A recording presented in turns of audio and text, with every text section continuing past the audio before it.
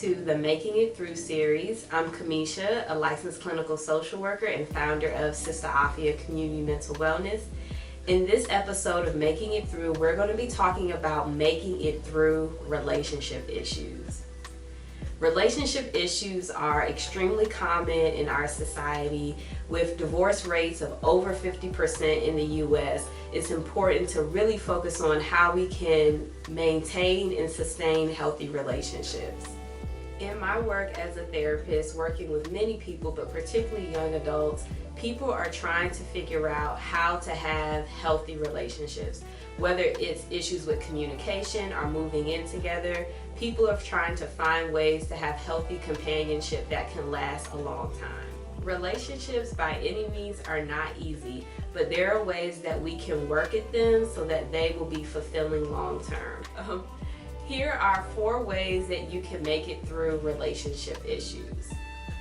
Number 1, have a vision for your relationship.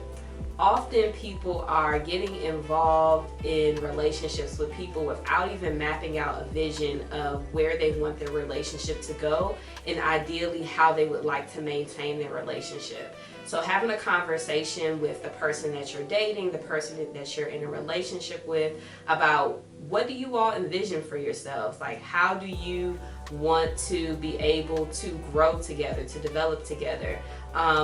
Those are things that are important, is being able to start out with how you want your relationship to go.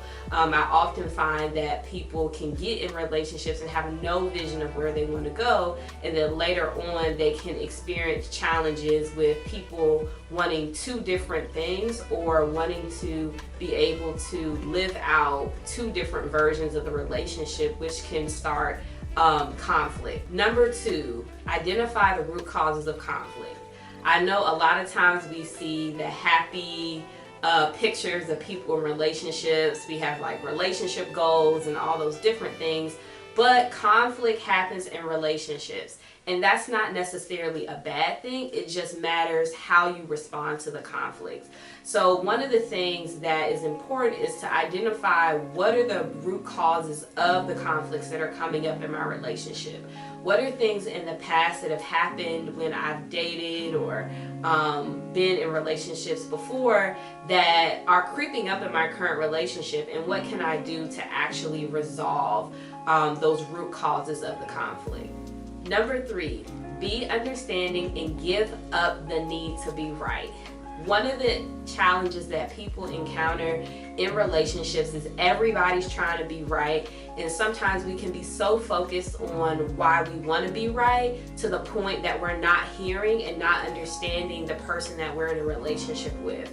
So giving up the need to be right means that I'm not always going to get what I want in every single situation, and I don't need to necessarily prove that I'm right, or my partner doesn't need to prove that they're right for us to be able to come to a resolution. And the more that we're able to give and to be able to compromise, but also to not be insistent that we always have to have it our way, then it's easier to navigate challenges in relationships.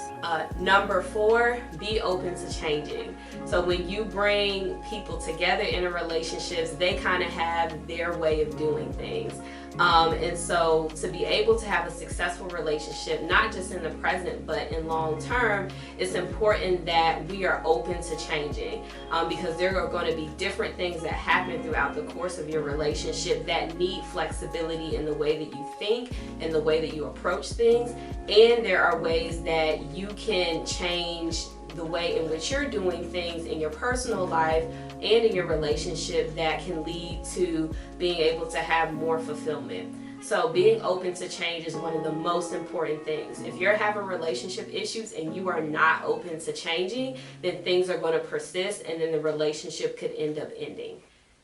The last thing that I want to share about relationship issues is it's okay to seek counseling for issues that you're having in your marriage or in your relationship. It's good to have someone who is a non-judgmental, non-biased ear who can help you to navigate the different challenges that you're experiencing. There are many couples, successful couples, even if we think about Barack Obama and Michelle Obama, who have talked about going to get relationship and couples counseling, and it can help to save your relationship. So I strongly advocate that people who are experiencing issues in their relationships to go seek counseling for that, so that you all can resolve those issues and be able to move forward. So thank you again for tuning in to Making It Through in this episode of Making It Through Relationship Issues. Next month, we'll be talking about making it through the quarter life crises. Thank you again for tuning in. Remember, take care of all of you and be well.